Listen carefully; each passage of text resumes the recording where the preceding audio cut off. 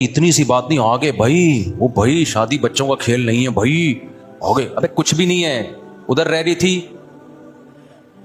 वहां भी खा पी रही थी, ट्रांसफर होकर किधर आ जाएगी, इधर आ जाएगी। अब अगर यहां कहत पड़ा हुआ है खुदा ना ख्वास्ता, तो फिर तो बड़े मसले हैं कि कहत पड़ा हुआ था, हमें खाने को नहीं मिल रहा था, भूखे मर रहे थे, एक और आ गई। और अगर कहत नहीं पड़ा हुआ, बारिशें हो रही हैं, इतना मिल रहा है कि खा रहे हो, तो यार उधर से इधर आ गई, और फायदा तुम्हें कितना हो रहा है।